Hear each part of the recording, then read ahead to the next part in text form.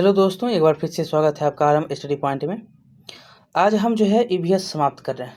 EVS पूर्ण रूपेण आपका क्लास 3 से लेकर 5 तक हमने चैप्टर वाइज चैप्टर पढ़ा दिया। कहीं से कोई छूटने वाली बात नहीं है, ठीक है। हमने हर संभव कोशिश की कि जो है हर चैप्टर आपको ये ना हो कि शॉर्ट नोट्स आप देख लें कहाँ से ये आया है। ये भी आपको लगता है ना कि कहाँ से ये लिखा गया है, कहाँ से आ गया, ये ऐसा अनुभूति आपको ना हो।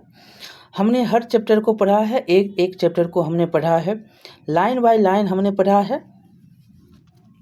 अब जो है ये अंतिम चैप्टर आपका है, लकी जब बीमार पड़ता है। इसको जो है बीमारी से छुटकारा पा जाएगा और आपका चैप्टर भी जो है समाप्त हो जाएगा। तो बीमार तो हर कोई लोग पड़ता है। आप जानते हैं कि अगर कोई भी चीज़ की कमी शरीर में होती है तो आपको बीमारियां बहुत सारे हो सकते हैं। चलिए देखते हैं क्या है इसमें। लकी कई दिनों के बाद आज स्कूल आया। शिफा उसे देखकर बोली, लकी क्या बात है, तुम बहुत दुबले पतले कमज़ोर लग रहे हो। लकी ने बताया कि उसे मलेरिया हो गया है। अब देखिए, मलेरिया तो जानते हैं, रोनाल्ड रॉस के बारे में हमने पढ़ा ही है कि कैसे मलेरिया की छुटकारा होती है, कुनैन की जो है गोली खिलाई जाती है और जो है इसकी खोजकर्ता कौन है, ये सारे बातें हमने इसी क्लास 5 में पढ़ा है। चलिए, तो आदिल और उसके अन्य साथियों को यह समझ में नहीं आया कि यह मलेरिया क्या होता है। अरे वाह, ये क्लास 5 के 21वें अध्याय में है, बच्चा को समझ में नहीं आया होगा। चलिए, बच्चा नहीं समझ रहा होगा, पढ़ा नहीं होगा। कभी कभी होता है ना, आप क्लास को तरफ लेते हैं, मतलब कि चौथा में है एक के बाद छठा पहुंच जाते हैं। तो चलिए, तो मलेरिया के बारे में तो शायद 8वां अध्याय में है, आप पढ़े होंगे। चलिए आगे देखेंगे। यहाँ पर कि शिफा ने अपने गुरुजी से पूछा, गुरुजी मलेरिया क्या है और कैसे पता चलता है कि किसी को मलेरिया हो गया है। गुरुजी, क्यों ना पहले हम लोग लकी से ही पूछें और उसे कैसे पता चला। तो यहाँ पर देखेंगे, लकी ने बताया, शुरू में मुझे जो है ठंड लगी और जो है कपकपी आई, सिर दर्द भी हुआ, फिर तेज बुखार चढ़ा, कुछ समय बाद पसीना आया और बुखार कम हो गया। ये सारे जो हैं लक्षण हैं। गुरुजी, लकी इस तरह के लक्षण तो कुछ अन्य बीमारियों के भी हो सकते हैं, फिर तुम्हें कैसे पता चला कि तुम्हें मलेरिया हुआ है। लकी ने कहा कि मेरी माँ जब मुझे डॉक्टर के पास ले गई तब डॉक्टर ने बताया कि इन लक्षणों से मलेरिया होने की आशंका लगती है और अभी मेरे पास मलेरिया के कई मरीज भी आ रहे हैं। इनके जो है इसके खून की जांच के बाद ही हम किसी नतीजे पर पहुंच पाएंगे। मेरे खून की जांच की गई। जांच के बाद डॉक्टर ने बताया कि मुझे मलेरिया हो गया है। यह एक क्या है, संक्रामक रोग है और दवा खाने से ठीक हो जाएगा। कौन मच्छर काटता है, तो मादा एनाफिलिड मच्छर जो है, एनाफिलिज मच्छर के काटने से मलेरिया की बीमारियां होती हैं। आगे देखेंगे कि ये नियमित रूप से दवा खाए तब जाकर ये जो है बीमारी ठीक हुआ। सोनी बोलती है कि गुरुजी संक्रामक रोग क्या होता है। तो गुरुजी, जो रोग एक रोगी व्यक्ति से किसी भी माध्यम के द्वारा स्वस्थ व्यक्ति तक पहुँचे उन्हें क्या कहते हैं, संक्रामक रोग कहते हैं।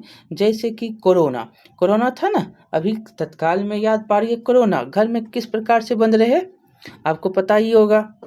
लाठी डंडा अगर खाए होंगे तब तो और अच्छे से पता होगा, अगर नहीं भी खाए हैं तो देखकर आपको अनुभूति हो गया होगा को अगर चोट लगेगा, एक लाठी लग गया तो समझ जाइए किसका याद आएगा।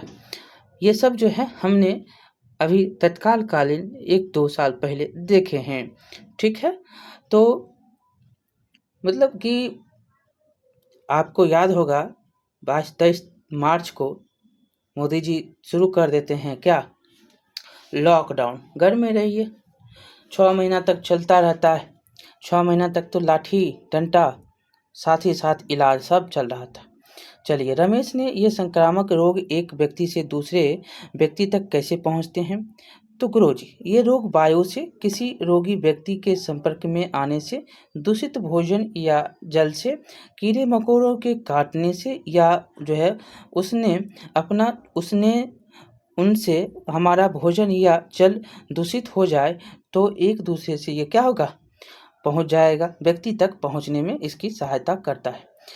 सोनी, गुरुजी मलेरिया फैलता कैसे है? शिफा, मैंने दीवारों में लगे पोस्टरों में पढ़ा है कि मलेरिया से बचने के लिए हमें मच्छरों से बचना चाहिए। मलेरिया से बचना है तो मच्छर से बचिए, और वहाँ पर आप रह रहे हैं वहाँ पर आप साफ सफाई रखिए, ताकि ढक्कन उक्कन दे हम पड़े थे ना, ढक्कन उक्कन बंद करके रखिए नाला उला का।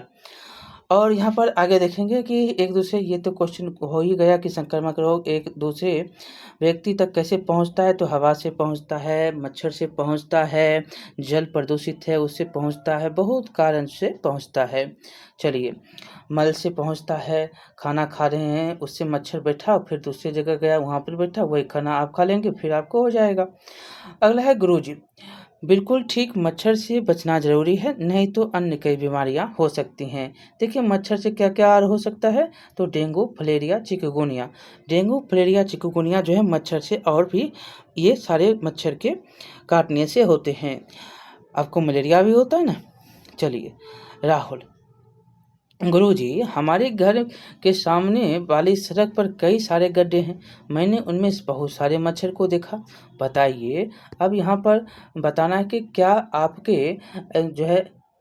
आपने ऐसी जगहें देखी हैं जहाँ पानी ज़्यादा से ज़्यादा दिन तक इकट्ठा रहता है और फिर वहाँ मच्छर हो जाते हैं, ऐसी जगह के नाम बताइए। तो ये नाला होता है, यहाँ पर तो जो है तालाब होता है, और भी बहुत सारे जगह होते हैं जहाँ पर पानी क्या होता है एक जगह रहता है, उसको कोई हटाने वाला भाई नहीं होता है, और क्या होता है इससे आपको बहुत सारी बीमारियां हो जाती हैं। अगला है कि ऐसी जगहों पर पानी इकट्ठा ना हो, इसके लिए क्या करेंगे? इसके लिए आप क्या करेंगे? आप अगर शहर में रह रहे हैं तो नगर निगम, नगर पालिका क्या करता है, साफ सुथरा रखने की जो है आपकी जिम्मेदारी भी लेता है। आपको हर घर कचरा उठाने के लिए देखते हैं ना, सुबह सुबह गाड़ी जो है हर जिला में बिहार में आपको देखने को मिलता है, गाड़ी वाला आया घर से कचरा निकालो, यही गाना है शायद। हाँ, तो घर गाड़ी वाला कैसे क्यों आता है, तो साफ सुथरा रखने के लिए, आपके घर में जो भी कचरे होते हैं उसको लेने के लिए आता है, ताकि आप जो है साफ सुथरे रह सकें। तो पानी अगर इकट्ठा हो रहा है तो क्या करता है नगर निगम, तो पानी आता है और जो है यहाँ से मतलब जो पानी है उसको निकाल कर और कहीं और जाकर छोड़ देता है। तो ये देखिए क्या क्या मच्छरदानी बना दी गई है। अब मच्छरदानी से क्या क्या फैलता है, तो डेंगू, मलेरिया जो है, फलेरिया, और पीला बुखार, और जो है क्या है एन्सेफलाइटिस, ये सारे जो हैं फैलते हैं।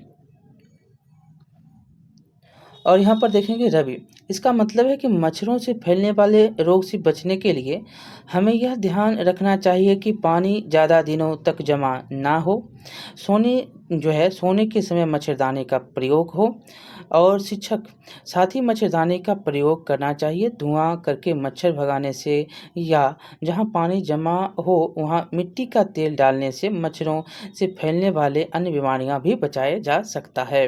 नेहा, अच्छा, जिस तरह से पानी को एक जगह इकट्ठा होने से रोक कर मच्छरों से बचाया जा सकता है, क्या अन्य जो है रोगों से बचाने के कोई अन्य उपाय हैं? तो गुरुजी नेहा, हाँ नेहा, हर रोग से बचाने के लिए ताज़ा भोजन करना व उबला पानी पीना जरूरी है। साथ ही अपने घर एवं आस पड़ोस की स्वच्छता का भी जो है खास ध्यान रखना चाहिए।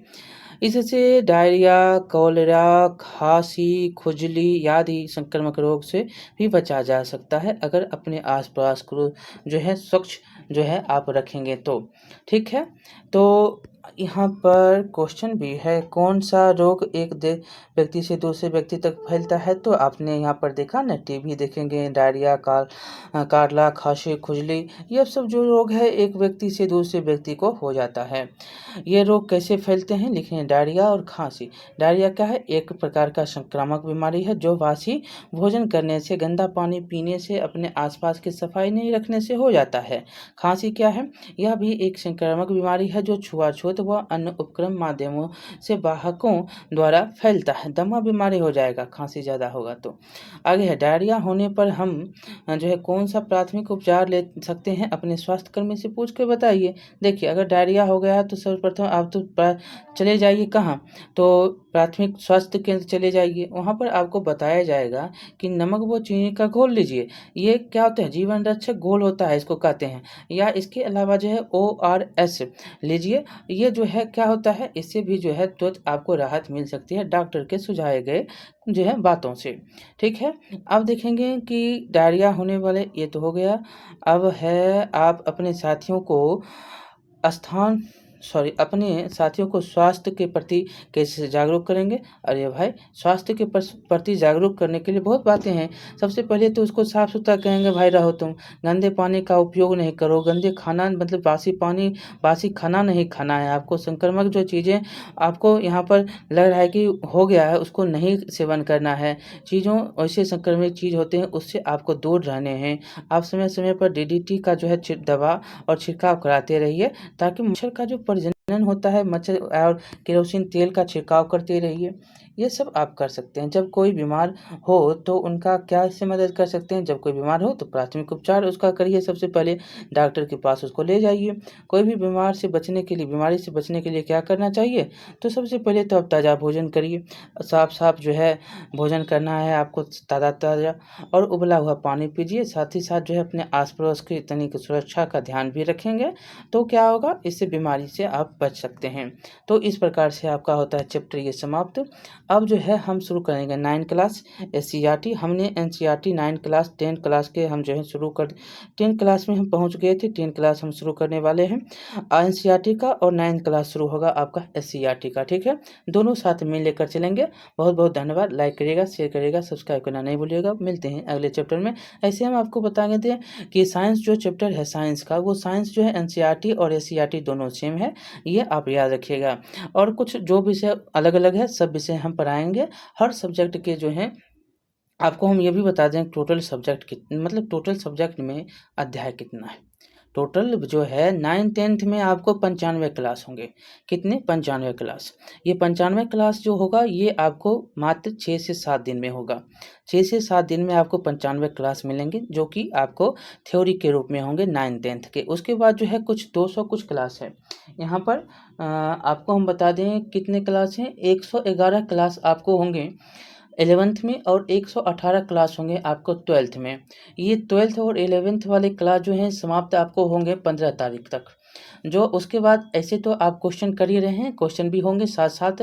जब ये क्लास होंगे तो इसके साथ साथ क्वेश्चन भी होंगे, क्लास भी होंगे, क्वेश्चन भी होंगे। और यह क्लास जो है आपको 15 तारीख को समाप्त हो जाएगा।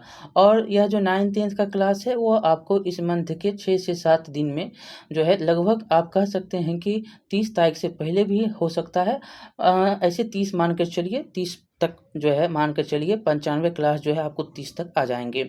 और उसके बाद जो है 15 दिन में आपको 200 प्लस क्लास आएंगे, लगातार आएंगे। और जो है हम कोशिश कर रहे हैं कि जल्द से जल्द 12th तक सारे सब्जेक्ट को हम समाप्त कर दें। ठीक है, चलिए मिलिए। और क्वेश्चन तो करवा ही रहे हैं, क्वेश्चन भी होता रहेगा और साथ ही साथ क्लास भी चलता रहेगा। हर सब्जेक्ट को हमको करना है, तो हम हर सब्जेक्ट करेंगे। अभी तत्काल गर्मी छुट्टी है, तो गर्मी छुट्टी में समय ज़्यादा मिल रहा है। और जब गर्मी छुट्टी समाप्त होंगे तब समय तो कुछ कम होंगे, तब पर भी आपके लिए क्लास हर संभव रहेगा कि चालू रहेगा। हर संभव रहेगा कि सारे के सारे चैप्टर समाप्त हो जाएंगे।